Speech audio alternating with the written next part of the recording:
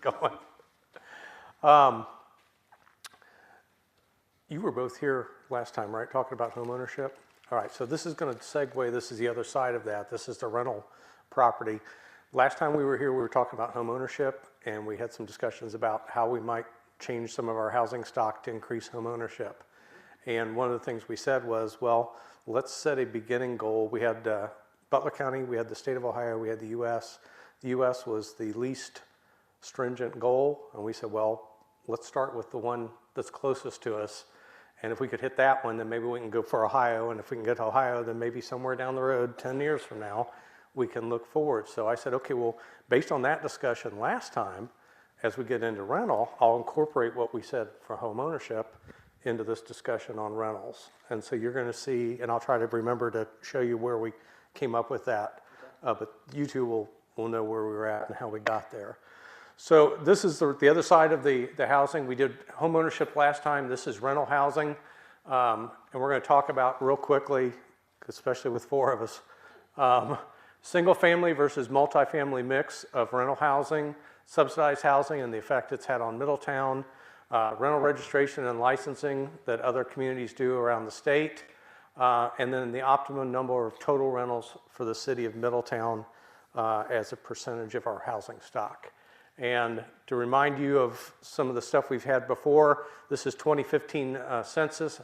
That's 2016 just came out. I didn't update it, but this is 2015. It's close enough for our discussion. We are running at about 47.3% of our total housing stock is rental.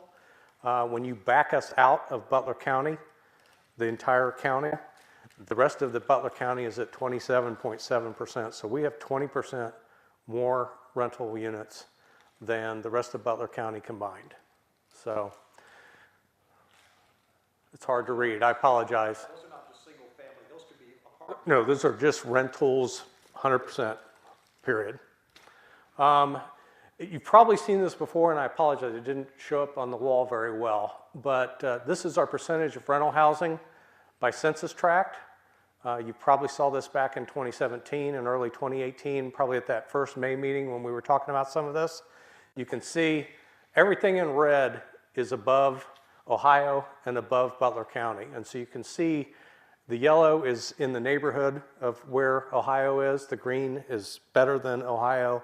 And this is probably not a surprise to anybody who knows the housing in Middletown. That's about where you would expect it to be.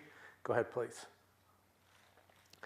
So this gets back to how do we compare, and this will get back to our discussion on home ownership that we had last time. We're at 47.4% of our houses, let me say that again, of our housing stock overall, places where people can live. 47.4% is rental, whether it's multifamily or single family. The rest of Ohio is at 34%. The United States is at 36.4%. So you can see we're running 10 to 15% higher than Ohio and the United States as a whole.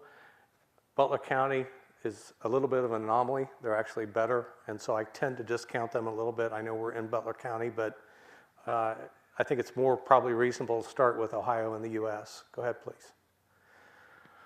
And so at the last meeting, we said we would start with that U.S. goal and work our way back towards Butler County. And so the idea would be, we said, first thing we'll try to do is we'll take some steps as we get into our neighborhood revitalization that hopefully will take that 52.6%, 52.6% of home ownership, and we'll try to raise it up to somewhere around that 63.6. And we went over some of the tools we would use to do that. And the idea, well, the flip side is if you've determined that you want the home ownership to be 63.6, then obviously the rental side, you're going to try to take it down from 47.4 down to 36.4, which is what, 11%. You're going to try to reduce it by 11%. Go ahead, please. So what does that mean for us to get down to that U.S. level? About 2,000 units of some kind have to transform from come out as rentals, go into homeowners, some combination of the two, so that we can rebalance that in to hit the goals that we want to go. Go ahead, please. So, subsidized housing. And again, a lot of this is old news, and if you've been around for a while, you've probably heard a lot of it. But remind everybody how we got to where we are right now. We used to have a housing agency in Middletown. It was the Middletown Public Housing Agency. It was formed in 1978. In about 2012, I was in community revitalization, and we started talking about we have too much Section 8 in the city, and it's really starting to put a drag on everything we're trying to do, because to be in Section 8, you have to have under 15,000 household income as your total household income. And our housing agency, 14% of our people claim zero income. There was no income coming into the house whatsoever. Everything they got was from the government. Food stamps, housing, everything. And so you can imagine this is starting to put quite a drain. You're calling for services, we're doing police, we're doing fire, we're doing all the things that we would do for you, and you're contributing almost nothing in income tax to be able to help us pay for those services. So we went ahead and started talking to them about what can we do to reduce some of our subsidized housing in Middletown. And they basically said, nothing too bad. And so I started at that point doing an analysis, and it took me about 2 months to do this. We took the entire state of Ohio, 5.7 million households. I went housing agency by housing agency to every county in the state of Ohio, 88 counties, plus Parma, plus Middletown. Total of 150,000 subsidized housing units on that 5.7 million households, which meant as a state, about 2.6% of all the housing units in the state of Ohio are subsidized for low-income families. We were at 9.7%. We were almost 4 times the state average. We were the highest in the state. The next one closest to us was like, and I don't have it in front of me, but it was like 5.4%. I mean, we were almost double our next closest county in subsidized housing. We were way, way out of whack. Go ahead, please. Yes, sir. And this is history that maybe you don't know, but I don't either. Yep. Okay, at some point in time, we had Section 8 housing, and it was a moderate level, and everything was good. Yep. Then all of a sudden, Columbus or whoever started saying, hey, we got these extra vouchers, Dayton or Middletown or whoever. Yep. Doesn't that have to go through city council to approve bringing on those vouchers, or did they sort of slip under the rug? Theoretically, they should have. Okay. Let me catch you up on this, and then I'll swing back and answer your question. Okay. What happened is in 1978, we formed Middletown Public Housing Agency, and the thought was we have some homeless people, we have some extremely low-income people, and here's a chance that we could help some of them get good quality housing. So we ramped up Section 8. By 1999, we had 774 Section 8 vouchers, which again is maybe a little high for the city, but it's in the neighborhood of about what the state was doing at the time. From 1999 to 2005, HUD expanded Section 8 tremendously. And every time they said, we got a bunch of vouchers, Middletown said, we'd love to take them. And so over that 6-year period, we added just under 900 new Section 8 vouchers, which put us at 1,662, which put us again way, way, way out of whack on subsidized housing. Can I ask a question? Yes. What benefit did it give Middletown as a whole to have that many vouchers? What None. did they get out of it? None. We got some admin fees, which were used to run the program. Mm-hmm. So it's not like I could take the admin fees and go pave roads or go do anything or pay for staff. The admin fees that were given to us were used to run the program. So the answer is we got no dollar amount going to the general fund or anything for running that program. So Middletown was doing so great because we had AK and all the paper mills and everything, and our city was going up here and Section 8 was down here. Yep. And then all of a sudden things started to, this didn't really change too much. I mean, it did. Right. Everything else Started going down. Topic of conversation. Now, this gets where it gets really squirrely on multiple levels. Under HUD guidelines, a public housing agency must have a board that runs the housing agency. We convened the first meeting of the Public Housing Board in about 2010, which means this program ran 30 to 40 years with no housing board overseeing it. It didn't go to council. Council was actually under I had to find the 1978 where we made this. council was actually named as the housing board. They didn't know it.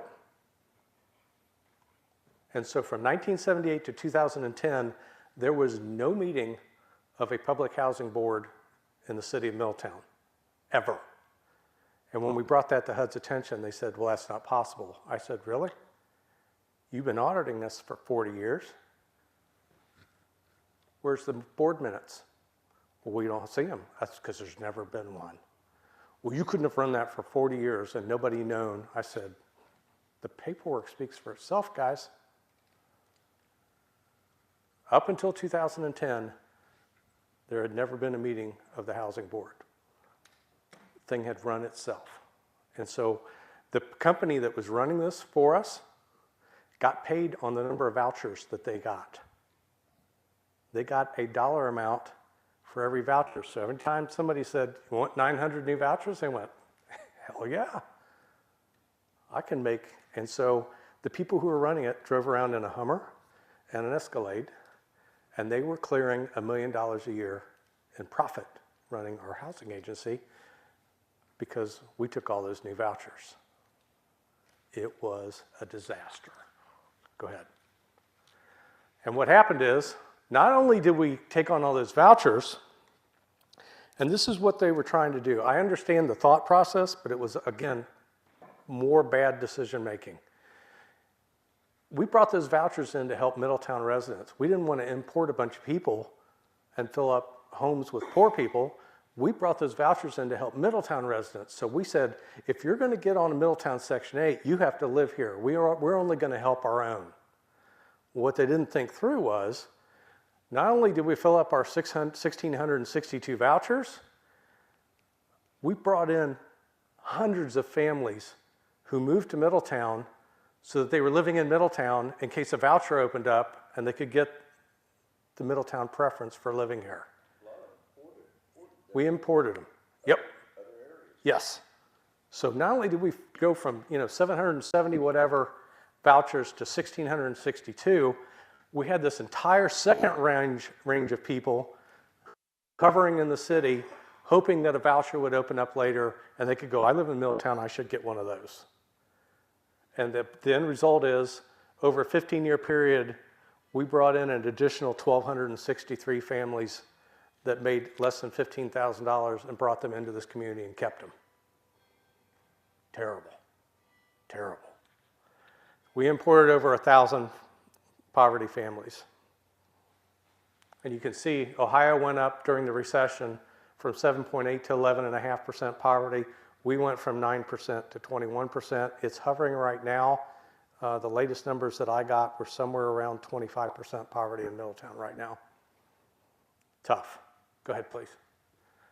So, as if that wasn't bad enough, we had these 4 apartment complexes that were built, and you guys may know better than I do, 70s, 60s, 70s, in that era, that were getting towards the end. They were not in very good shape. There's a program called low-income housing tax credits. And what you do is you say, government, if you give me a whole bunch of money, I'm going to renovate this entire apartment complex, and then I'll give it a number of those units to low-income housing people to help house the poor. So those 4 apartment complexes took all that money, and now we've got another 719 low-income housing tax credit units on top of our 1,662 Section 8 vouchers, on top of the projects from Butler Metropolitan Housing that are in the city, plus low-income housing tax credit properties, and here we are sitting now at almost 13% of all of our housing is for people who make under $15,000 a year. And you wonder why we can't pave our roads. These are some of the reasons. Go ahead, please. So, where are we now? This is an estimate from last year. We have 23,296 households. The public housing are 2 numbers added together. They are the Butler Metropolitan Housing units that are listed in the city of Middletown. J.R. Ross Hunt Tower, those types of things down there on 16th Avenue, all those. There is also, when we closed down our housing agency, we sent all of our vouchers to Warren and Butler County, so they went to Lebanon and Hamilton. However, under Section 8, you can live wherever you want to. You just take your voucher and you give it to a landlord, and if they accept it, you can live anywhere you want to. I called Butler Metro and Warren Metro, asked them to run a report for me of how many Section 8 they had listed in Middletown, and the answer is together they were around 950, which means we were up at 1662. We're down about 700 from where we were in 2012. It's better. We still have the low-income housing tax credits, which means we're sitting around just under 10% of our entire housing stock is subsidized for families under $15,000 a year household income. And the problem with this is we may get some of that Section 8 down a little bit over time, but I can't do, it literally takes almost an act of Congress to knock down a public housing unit. It's very complicated. The low-income housing tax credits are usually 30 years, which means when you take their money and you renovate it, you have to give it to low-income people for the next 30 years. The number is not going to change significantly. We may get some of this 950 down. Maybe I could get it down to 750, something like that, but it's not going to go down tremendously. That's part of the problem that we've got trying to deal with all these housing issues. Go ahead, please. People say we need affordable housing. Yes, and I get it. Government says affordable housing is when a family spends no more than 30% of their income to live wherever it is they're going to live. We do not have an affordable housing problem in Middletown. We have problems with people who can't afford housing, but we have a ton of housing that is subsidized beyond that. And plus we have a whole another housing that's under 1,000 that if we could get people working would be affordable. So this is something we're going to have to go. Go ahead, please. And this is really kind of how this all goes together. When you the subsidized housing units, when you look at the percentage of people living under poverty, when you look at the percentage of high census tracts with rentals, as we're trying to fix all this, the question then becomes, how do we balance? We know we have too much poverty. We know we have too much subsidized housing. We know we have too much rentals. How do we start dealing with that in a productive way? The one thing I thought was interesting when I put the slide together was, if you look at, I apologize, these didn't blow up like I'd hoped. Rental housing is the bottom left there. Poverty is the top. The subsidized housing projects are in the red dots. They match up pretty good. I mean, we know where that housing is. And so again, as we're starting to get into neighborhoods, we're gonna have to start talking about, can we have any impact on this? And if so, how do we do it in a compassionate way and try to improve our lives over time? Go ahead, please. So there's subsidized housing. The next question is, how do we match up multifamily versus single family housing for rental units? And the answer is, it's not going to be a surprise to you. We use more of our single family houses for rentals than the rest of Butler County and the rest of Ohio. Ohio's at about 15% of their total single family housing is used as rentals. We're at 23.8%. Butler County, when you back us out, is at 11.2%, which means we're using a lot more of our single family homes as rental units than Ohio and Butler County as a whole. And it makes an impact. Go ahead. This is a busy slide. I'll try to walk you through it. We have 9,286 total rentals, 47% of our stock. We had said that we wanted to get that down to 36.4% by increasing home ownership and to getting it down. If we did that, that 9,286 unit would go down to 7,128 rental units. That's at 2,158 units that we had to get changed over from rental to home ownership. Now, if you wanted to be like the United States, at 15.2% of your total housing stock being used as single family rentals, that gets you all the way down to 1,083 single family rental units in Middletown if we reduce our number of rentals and then only use so many as single family homes. We're at 4169 now, which means if you wanted to get our rental down and then back off the single family homes to what everyone else does in the United States, we would have to convert 3,000 homes back into single family homeowners. You can see again, we're out of whack all the way across the board. Go ahead, please. So what can we do about it? Well, there's a number of tools, and like I said, when we get to the individual neighborhoods, we'll start looking at these individually, because then we'll have 700, 800, 900 houses, so we can say, yeah, but what do we do right here? But the answer is we can add new homeowner housing. If we have so many homeowners and we have so many rentals, you add new homeowners, mix gets better. You can add new market rate multifamily units. And the next, go ahead, put the next slide up, and then I'm going to go back to this one. If you remember when we were talking about Danter early and they did the housing study, Danter said if you could build 670 market rate multifamily housing units in the city of Middletown for 5 years in a row, you would fill all of them at that mix of rents and sizes. I will tell you that Nicholas Place Apartments over on Town Boulevard is almost full. They're 2 and 3 bedroom, brand new market rate apartments. They rent from $1,300 to $1,600 a month. They're almost at capacity, 100% full, and which tends to support that. I don't know if we could do 670 units, but there's market rate demand out there that we're not meeting right now. Now the problem is, I built a new 300 unit apartment complex, and all of a sudden I'm going the other way, and it may be good for us. We bring, again, Nicholas Place with 200 and some units with the income that needed to pay $1,300 to $1,600 for rent. I'd like to have that income tax, but it skewers this a little bit. Now, if you can go back to the one, thank you. Again, demolishing poor quality rentals, both overall rentals. We've knocked down a few apartment buildings, 4 family, 8 families here and there that were just in bad shape. But we've talked about creating our buffer around AK. Most of those areas are 60, 70, 80% rental. So every time we knock down 10 houses in our buffer, 7 of them are going to be rentals, 3 are going to be homeowners. We're going to start moving that dial back the way we want to go. Filling vacant houses with homeowners, converting single family rentals back to homeownership. There's some communities out there that have a single family rental tax. You can have your house and use it as a single family rental, but the city charges you a fee to do that, with the idea that maybe you'll convert it back over to homeownership and push people more towards multifamily. Go ahead. Thank you.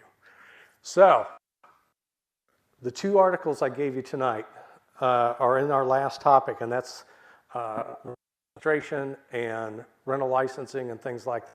We had a discussion, Walter was a part of it, was that 5, 6 years ago? Something like that. And we were having a lot of problems with, and I'll be candid, honestly, a lot of it was Section 8. Rental, out-of-town landlords who had Section 8 who said, I throw somebody in there, I live in wherever, Cincinnati, Iowa, the government sends me a check every month, I don't care what happens in Middletown, I got my $800 from HUD. And so we started talking about, do we need to start having rental registration? Do we need to start inspecting these? Do we need to start getting involved in these? And a fairly strong group got together and they said, well, wait a minute. As with most things, 20% of the people are causing 80% of the problems. Doug, you're talking about doing things that are going to impact 100% of the people. Most of us are just trying to make a living. And there was it was months, 8, 10 months of discussions back and forth. And the early discussions were, screw you, no, screw you. I mean, it was heated, wasn't it? It was heated. Then we started listening to each other and we started to, yeah, but here's my calls for service. Here's what's going on with this. And here's the problems we're having. And they said, yeah, but we aren't on that list. And so we started talking and we started figuring out, okay, maybe there are other tools rather than telling everybody to do something. Let's concentrate on the people who are causing us the problems, which is what they were on the first time. So we ended up with, one of the problems the city had was we had no way to get a hold of people. We didn't know who people were and where they were, and if they had a problem in their rental unit, we couldn't find you. If you were the owner, we couldn't find you. So we put this in place, and we did this with the landlord group here in town, and honestly, it has solved a number of problems. And it basically says when you sign up for water, you must have local information for the owner of the property. I need to be able to find you if your tenant's dealing cocaine or heroin out of your place. I need to be able to find you and tell you, you got to stop that. You have to evict your people. You got to do something. You have to take action. We put this in place, and it has been pretty effective in getting us that information. And so that was one of the first things we did with the landlord group. And honestly, it did what they did. We got the information we needed. And again, the 80% who are doing what they were supposed to do, we never had to talk to them anyway. Well, now we had information on the 20% most of the time that allows us to contact them and start saying, we got a problem with your unit, we need you to take some action. Go ahead. We've talked about this before when we did code enforcement. I'm going to go through it real quick, but we have local nuisance ordinances for trash and tall grass. We spend about $250,000 mowing and removing trash each year. When we do that, we give you notice that your grass is too tall or you got trash out there, and there's a statutory time that you have to clean it up. If you don't do it, I contract it out, and then we bill it at 2.5 times the cost, and we put it on your property taxes.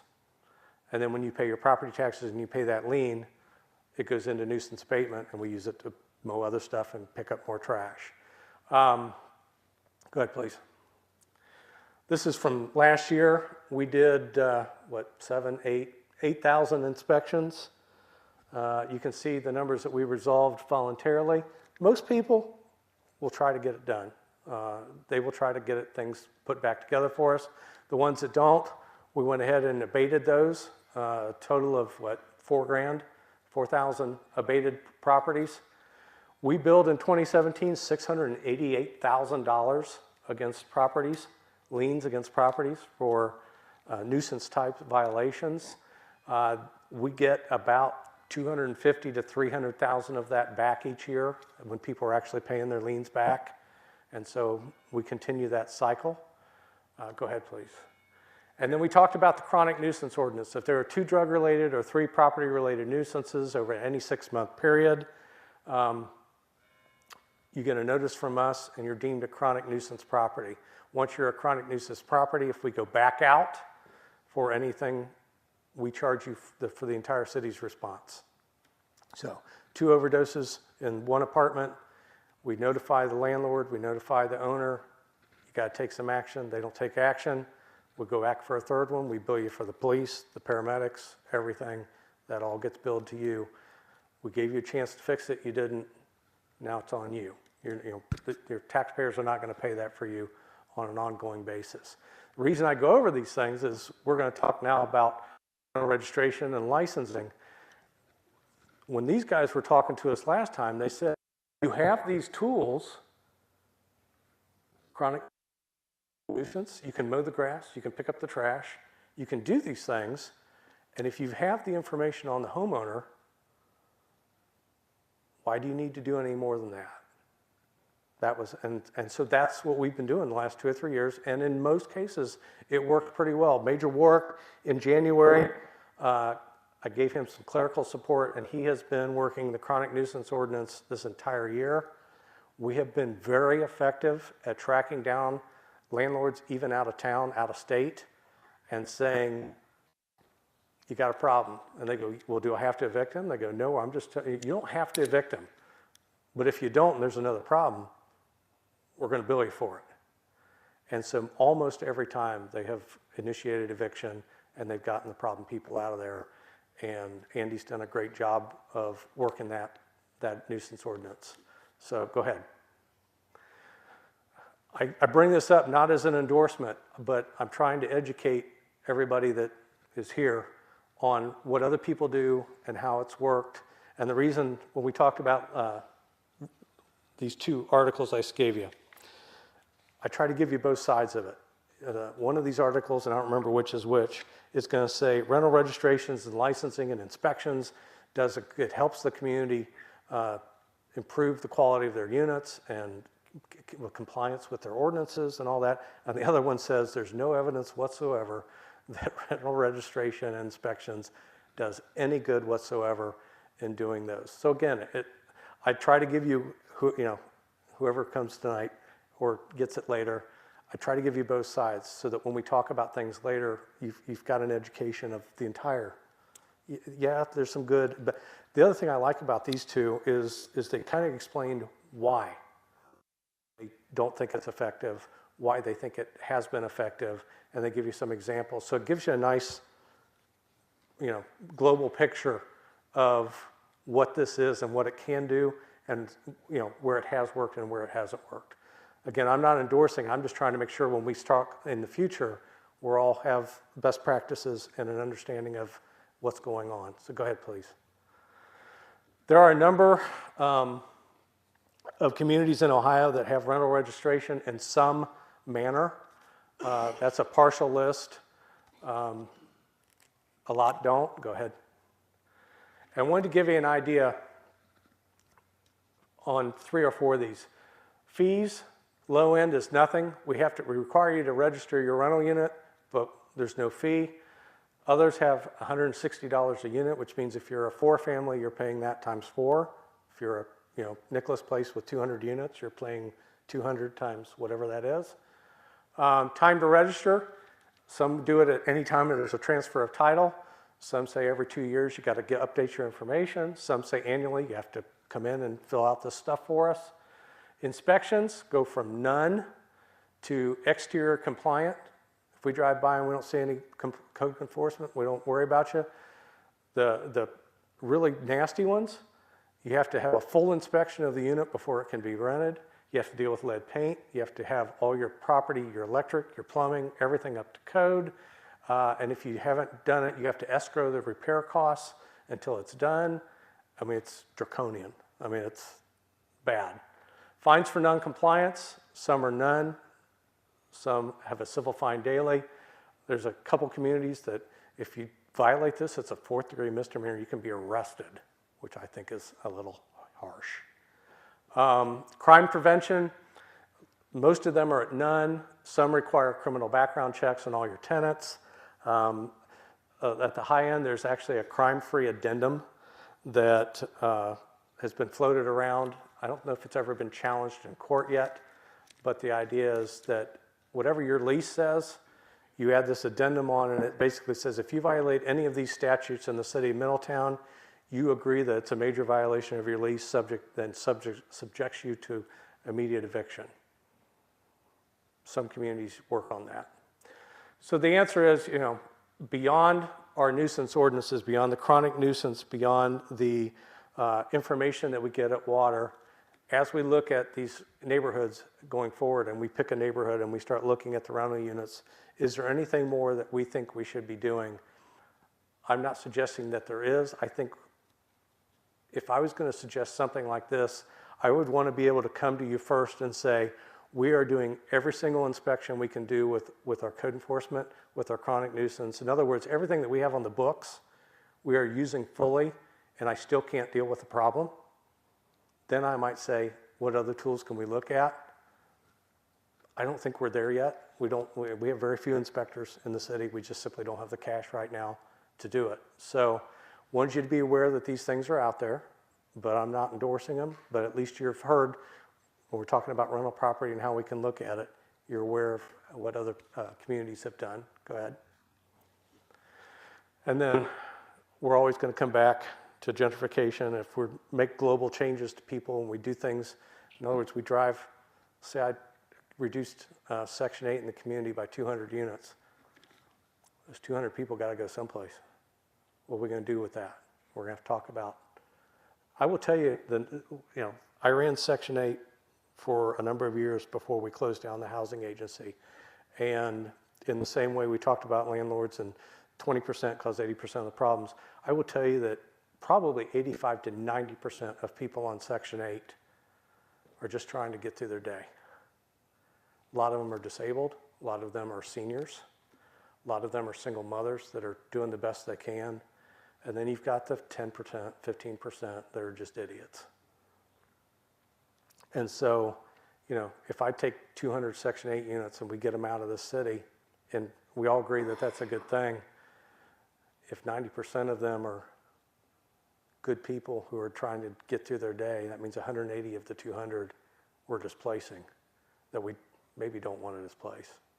So we're going to have to figure out how we do that, if that's what we want to try to do. But those are the issues. I think that's it, isn't it? That's it on rental housing.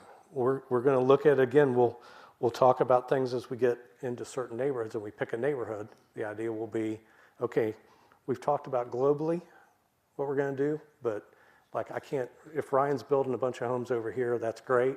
If we're doing this over here, that's great. But we're going to look at these 900 homes in this area right here. And we will know exactly which ones are rental and which ones are home ownership, which ones are vacant, how many vacant lots we have. And we'll be applying some of this stuff to, okay, what can we do in these 900 homes that will allow us to start moving the things we want to do? A little more home ownership, a little less rental, maybe a few less single family rentals. We'll let Dickie build some houses in there so that he can make some money on infill construction. But that's the nature of what we're trying to do with rental housing. Again, we'll get into the specifics as we get into individual neighborhoods and can actually look at a map spread out on the wall of what's going on with these rental units. Any questions, any comments, any discussion?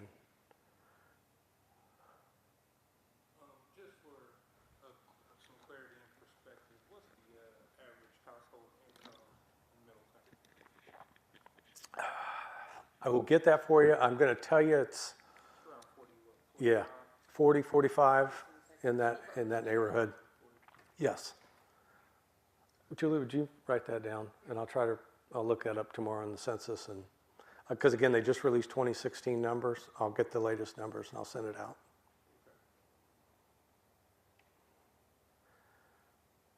Anything else? Again, you guys have probably heard more of this. You've heard all this.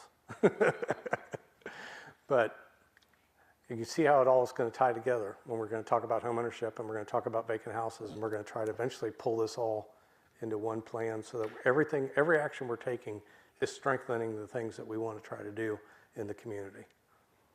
So as I remember it, the next one is going to talk about some of our non-competitive housing.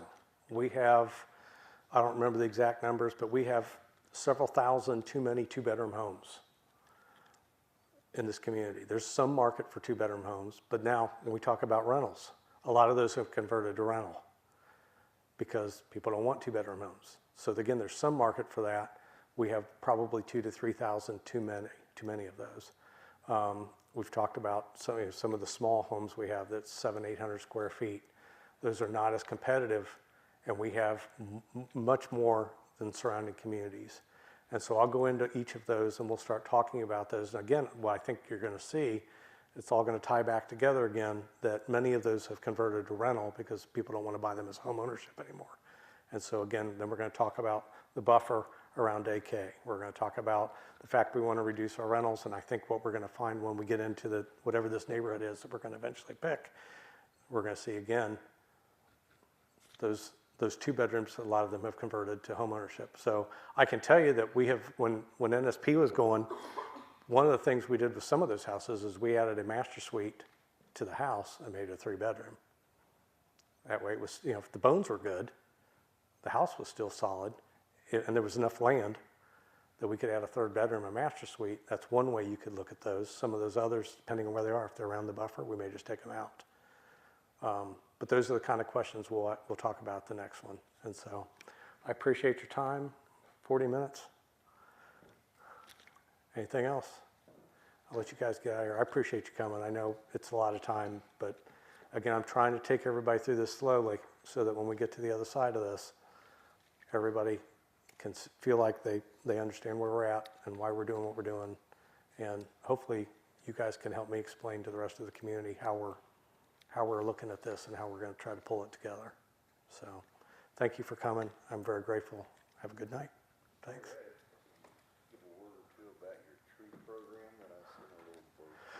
I don't know, do you know much about that? There was, We had, somehow we got 260 trees. I think as of Wednesday, they said we had 130 that were accounted for. So there's still trees if you want to see, it's kind of a tree. I know we've tweeted about it and it's been on our Facebook page. I don't know if it's on our front web page or not, but it's like 200 and, Residential planning or what's it? I believe it's residential.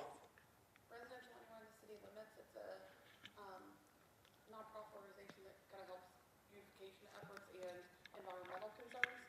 And they target certain areas and, donate these trees that are indigenous or appropriate for the area. So they have, I don't know, it's like 7 or 8. There's 7 or 8 varieties and that they're, work for this climate, and they give them away. well, it's on the internet, but yeah. But it's the general idea. 260 trees, residents to the community canopy project, Arbor Day Foundation program. Can reserve their tree at www.arborday.org. Taking root. I wonder if that's also on our city page. I would think it is. Brandywine, red maple, white oak, redbud, tupelo, bur oak. So theoretically, these are healthy.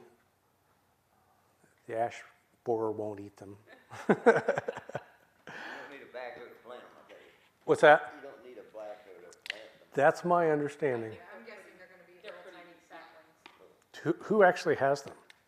I think it's this organization that arranges to get them to your house. So you go out and register for them, and then they arrange to get them to you. The pickup is gonna be October 20th, Okay. 21st, so somebody's going to deliver the trees to Smith Park. If it's on our webpage or something, let's also send that out to the group as well. So, thank you. I appreciate your time as always. Have a good evening.